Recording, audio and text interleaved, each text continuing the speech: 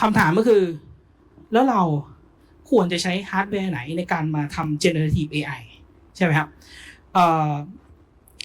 วันนี้เดี๋ยวเราจะมีสปีกเกอร์ซึ่งจะเป็นภาษาอังกฤษนะครับก็เขาจะมาพูดถึงเรื่องของการทำ generative AI การคำนวณเรื่องของสเปคต่างๆนะครับโอเคplease welcome Mr. Bernd from Arc Fusion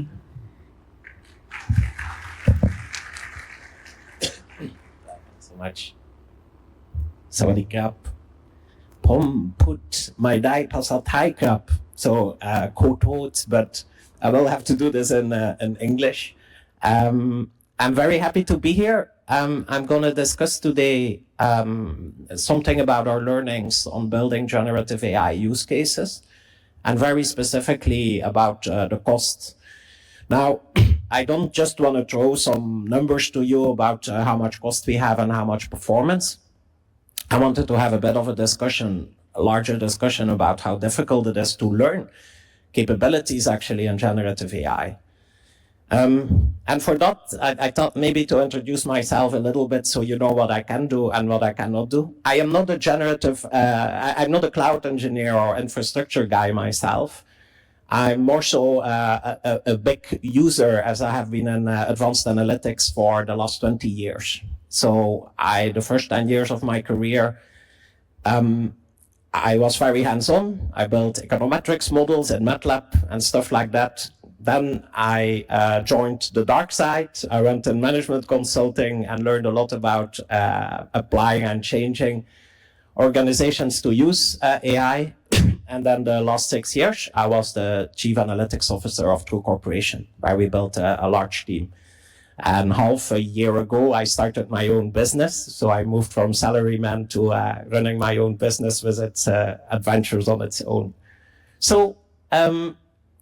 let me go through where's the receiver? Here. Okay. So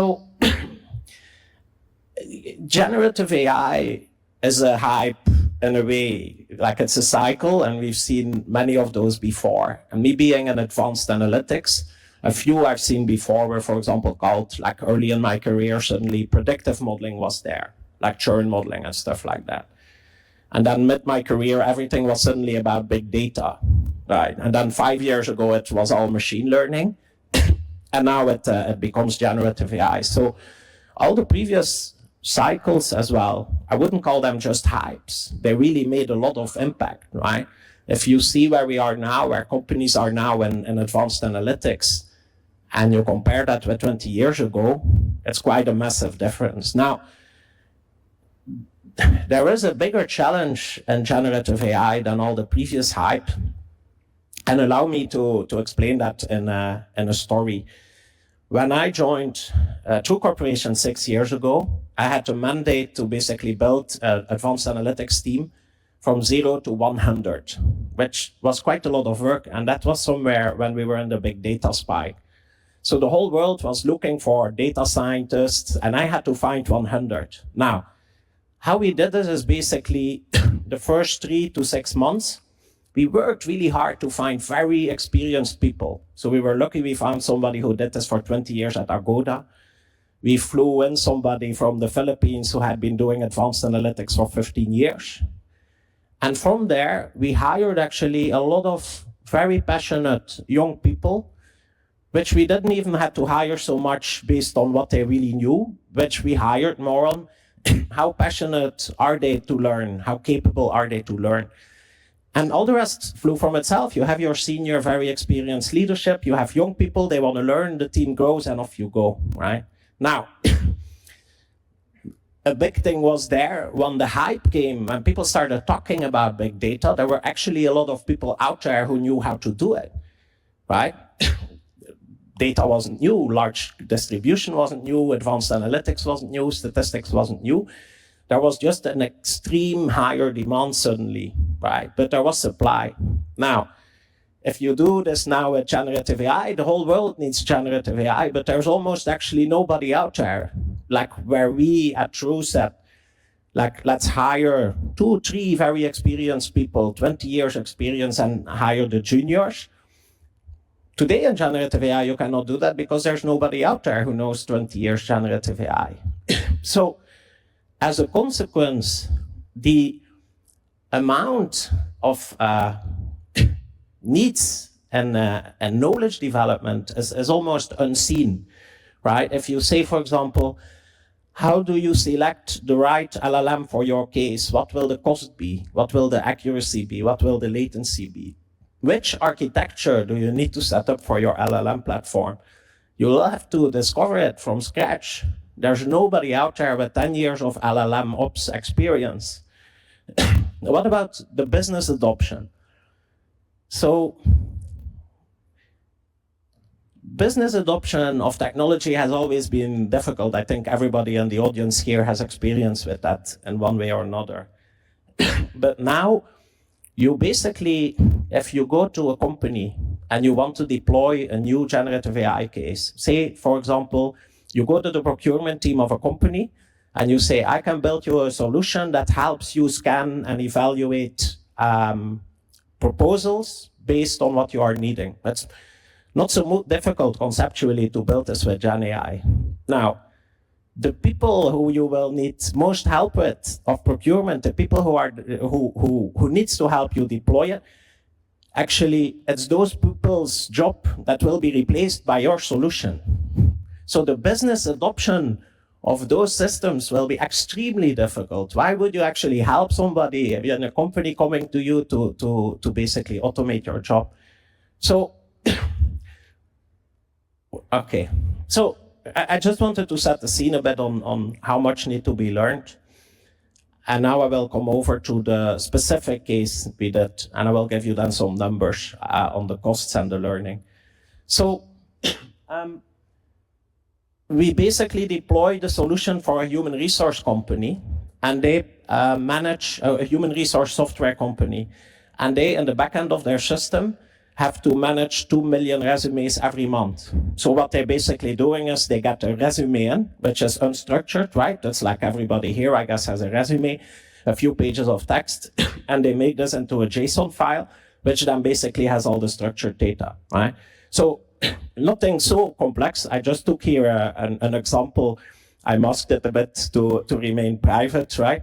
But this is a V you see on the left, and then on the right, you basically would see how the data get extracted in a structured way, right? You would see, for example, that on the level position, right? It says management consultant, business analyst on the right? And then on the left, this is extracted from the CV. So this is a case to basically use LLMs to extract structured data out of unstructured text. Now, as such as well, there's nothing new there. Those things existed, and our client as well, they had built previously an NLP-based custom model, which worked somewhat, right? You see a few of the accuracy tests here, right? Say, for example, the NLP-based method to extract full name was 89% correct. Email 98, phone 96. But then you start seeing it dropping actually. Right? It only had 47% accuracy left and correctly extracting the first employer. And I said this was something where months and months of work has been put in to develop. Now, on the other hand, if you take the LLM-based one, where you basically just take an LLM, you take a Gen AI, and you say, if you receive a resume, then you have to fill this JSON file. So you don't have to, it's a general LLM. And if you see indeed in the performance improvement, full name, email, phone, relatively similar because the NLP one already performed quite good. But if you then look, for example, in first employer, the performance jumps from 47 to 83%, right? So that's not a small increase. And as I said, you also don't have to basically develop anything, right? And nice, actually, just as a free extra, it also ended up actually working. It's an international company, so it also kind of works on a foreign language without having to develop everything, right? So if you, like in Spanish, for example, it had 80% correct, the first employer, in German, 84. And even Danish, you have 67% correctness, just to show like what those things basically come out of the box and inference. That's quite strong, right? Now, now let's go into costs, right? So here you have a few of the models we basically tested and their prices. So the prices are measured in the cost for 1 million token. Now a token is more than a character, less than a word. I don't know, like if you wouldn't be familiar with it. So like a page of text has about 1,000 tokens to get you some kind of perspective what it means. And here you see the price of 1 million input token, what you ask the LLM, and the price of 1 million output token, what the LLM answers you. And here you see the massive difference in cost, basically, right? If you see, for example, Llama 8B, which is the small one of Meta, you pay 30 cents per 1 million input token. If you take Cloud 3, then you pay $15, right? So I took the output token and thought maybe I should make a visual out of it instead of a set of numbers. But this is the difference in cost you're looking at to deploy your LLMs, right? This is not small. Like the cheapest one, Mixtral 7B, is $20 for 1 million output token. The most expensive one, Claude 3, is like, this is factor 400 times more expensive. People sometimes say here in Thailand, for that matter, there are a few initiatives where people are building Thai LLMs, and then often they say as well in the same thought, yeah, but there's Claude Opus. Claude Opus knows Thai quite well, but then you will have to pay quite a lot for that. It's almost actually impossible to use Claude Opus in a case at scale, right? So if you make those things, cost per LLM is really very important. So the validation, the accuracy, and really looking whether there is something better for you for a cheaper price is quite important. And then we have over and above the LLM itself, as at like factor 300, there is the architecture. I'm going to compare you guys 4 architectures. So one of the more common one and easy to use is basically you just call API services, and basically you build your application on top of that. So could be the API of ChatGPT itself, or could maybe be like Together AI, which is kind of more gateway service. So cost at scale, very red, right? Those solutions are very good to make small things. They're flexible and you only pay for use. If you want to scale it, it gets really very expensive. Data governance concerns, quite problematic, right? Because you're going to end up, say, you call 10 different LLMs, you're going to push your data 10 times somewhere where you actually don't know what they will do with it. Now, maintenance is fairly easy, right? Now, a second solution out of the 4 is the cloud middleware. That would be basically Amazon Bedrock as one example. Say you are already on the Amazon cloud, and Amazon Bedrock provides you access an API middleware to basically access LLMs, which are deployed on their hardware. So cost at scale would still be high. It's still per use. Data governance, a bit better, right? You don't know what's really happening, but at least that might be on the cloud you're already familiar with, so that might help. And maintenance is actually still is quite easy, right? You just API in it. Then you have your virtual private cloud, which basically would be you rent the hardware basically on a hyperscaler. So the cost would already be substantially lower. Data governance concerns lower than using Bedrock, for example, because at least you host your own models, right? Sometimes people say it's the same. It's both on the cloud. Not really, because if you are on your virtual private cloud, you host your own LLM. So you at least know the data will not be reused to train. And maintenance becomes already more difficult because you need to have somebody managing it. Okay. And then the last one would be on-premise. Cost very low, right? It's actually then the cheapest, and I'll show you some numbers to see how big the difference is. Data governance concerns also substantially lower. It's your hardware. You know what's happening. That will not be used to retrain. But of course, the maintenance becomes quite high. So just to put some numbers on the last scenario to give you an appreciation how big the difference is, right? Say you take a Llama 3 small model like the 8B. So without going first in the detail, I give you the final number so you have an idea. If you would go to a virtual private cloud solution, you would pay about $600 per month for your hardware rental. If you would set it up on premise, your hardware would cost you one time $4,000, and then you would have a monthly cost, mainly electricity, of about $100. So just to say here as well, it's a meaningful trade-off, right? That's kind of, you want to do 4,000 in capex and then basically go near zero OPEX, or you want to pay $600 per month. Now, especially if you would start going to the bigger models like Llama 370B, so which is the bigger one, you suddenly also need substantially more hardware. And indeed, it's substantially more. It's not a little bit more. So your cost basically would then be $6,000 per month. To rent the hardware, you would need to run Llama 70. Your one-time cost would be $34,000 for all your hardware, your NVIDIA processors, and your CPUs. But your monthly cost would only be $250, right? Just to say, if you do enterprise projects, those decisions are really quite big and important.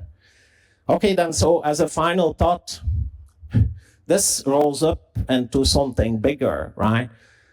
The thing is, Gen AI doesn't follow a normal roadmap process. Everybody knows the roadmap of how to do it. You take your use cases, you do the feasibility, you calculate the impact, you choose one, and you execute. Now, the problem is there are so many uncertainties in your Gen AI projects. Like I said, say you make a plan. You kind of understand how much token you would need. Then you go to finance or whatever, and they would ask, how much budget do you need? And then you would say anywhere between $50,000 and $3 million, because it depends on whether I need Opus or whether I can use the small Llama. So working in a corporate, going to finance and telling them with a straight face it will be anywhere between 50,000 and 3 million, you will be halted immediately, right? They will not trust you. But reality is like that. There is still, of course, you can do your roadmap, and you should try to understand what the feasibility and the impact is of every use case. But you have to realize it's an estimate. It's not a correct point. And the uncertainty is massive. So you have those big balls where you basically see it will be, as said, will be anywhere between 50,000 and 3 million. The impacts can be anywhere from zero if it fails to $50 million per year.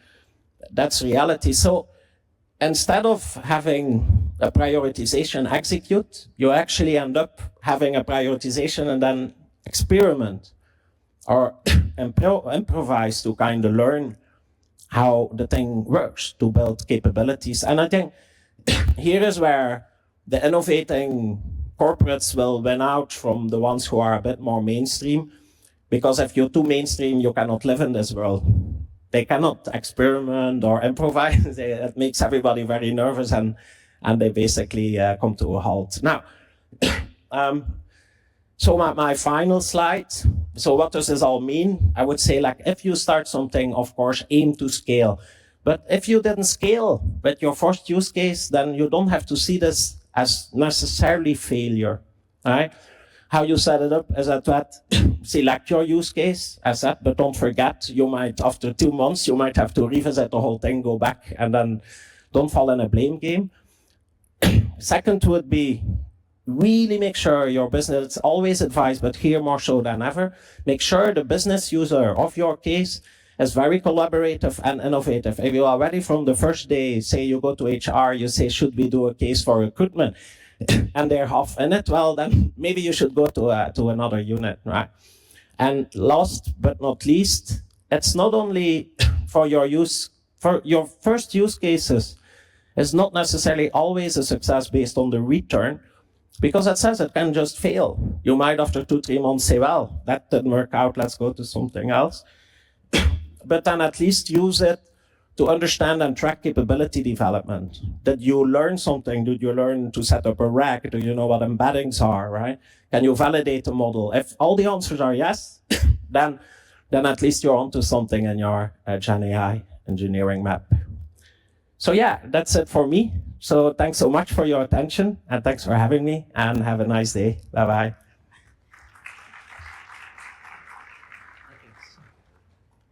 so thank you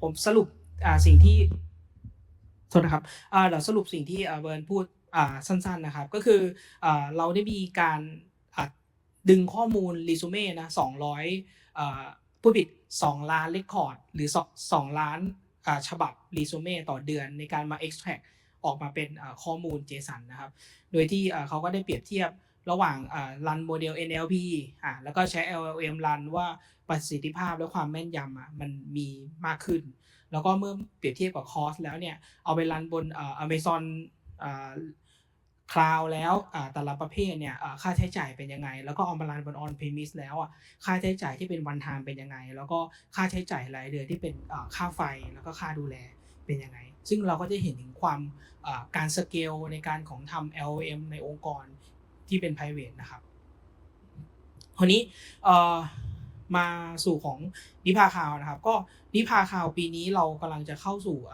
การรองรับฮาร์ดแวร์ที่เป็น AI มากขึ้นนะครับก็เราก็จะมีฮาร์ดแวร์3ประเภทที่เรากำลังจะเข้ามารองรับฮาร์ดแวร์ประเภทแรกคือจะเป็น AI Accelerator โดยที่ตอนนี้เรากำลังเวิร์กกับทาง Hilo Hilo เป็น AI Accelerator ที่กินไฟต่ำมากแต่ประสิทธิภาพในการรัน AI ไม่ว่าจะทำวิดีโอสตรีมมิ่ง Face Recognition หรือทำ Generative AI ในประเภท Inferencing เหมือนที่ผมกล่าวก่อนหน้านี้นะครับมันจะถูกบันเดิลเข้ามาอยู่ในฮาร์ดแวร์ของนิพาในหลายๆตัวนะครับก็อันเนี้ยใครสนใจที่จะเข้ามาลองใช้งานนะครับสามารถติดต่อมาได้ที่ support ใน nipa.cloud นะครับเราจะได้มาทดลองด้วยกันนะว่ามันเจ๋งจริงหรือเปล่าซึ่งพาร์ทเนอร์ของเราก็เป็นประเทศอิสราเอลนะครับเขาค่อนข้างพราวว่าcost per watt ของเขาเนี่ยทำได้ดีมากๆนะครับอย่างที่2เดี๋ยวเราจะมี low cost on demand GPU นะครับGPU เนี่ยมันจะไม่เหมือน CPU ตรงที่ว่าโมเดลแต่ละอันมันหลากหลาย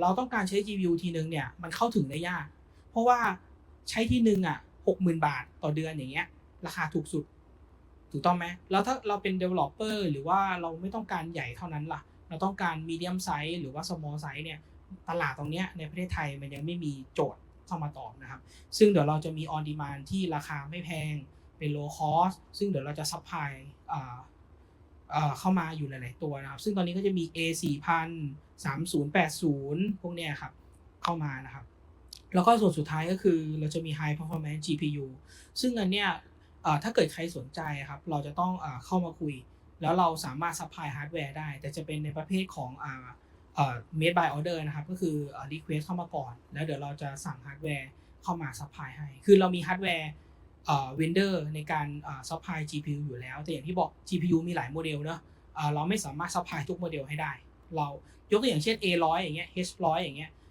ถ้าเรา supply ตัวละล้านเนี่ยเรามาทำเป็น on demand มันก็จะดูเกินตัวไปหน่อยนะครับก็ของเราจะมีAI product 3 ตัวนี้หลักๆที่จะมาภายในปีนี้นะครับก็ใครสนใจนะครับติดต่อได้นะครับตอนนี้เราต้องการคนเข้ามาทดลอง AI จำนวนมากครับเพื่อขับเคลื่อนองค์กรนะเพราะว่าอย่างปีที่แล้วเนี่ยมีลูกค้ารายหนึ่งนะเขาก็เอามารันระบบลงทะเบียนแล้วเขาก็ให้อัปโหลดรูปบัตรประชาชนแล้วก็ใช้ CPU ในการ detect รูปหน้าคนมา compare เป็น face recognition กันปรากฏว่าระบบมีปัญหาเพราะว่า CPU เนี่ยจะมาทำ face compare กันเนี่ยมันใช้การประมวลผลเยอะมากมันไม่คุ้มครับต่อให้เราอัดไป16 คอ 32 คอยังไงก็ช้าถ้าเทียบกับเราเอา AI Accelerator อย่าง Hilo มาเนี่ยมันประมวลผลได้ไวกว่า10 เท่าอย่างเงี้ยครับมันคุ้มกว่าฉะนั้นการที่เราไม่จำเป็นต้องใช้ GPU แรงๆแพงๆแต่เราต้องการตอบโจทย์แค่บางโจทย์เราสามารถเอา AI Accelerator เนี่ยเข้ามาใช้งานได้ค่าใช้จ่ายไม่ได้ต่างกันกับ CPU มากนะค่าใช้จ่ายก็จะถูกลงก็ช่วยประหยัดทั้งการใช้งานAI ด้วยแล้วก็ประหยัดการใช้งาน Cloud เข้าไปด้วยนะครับ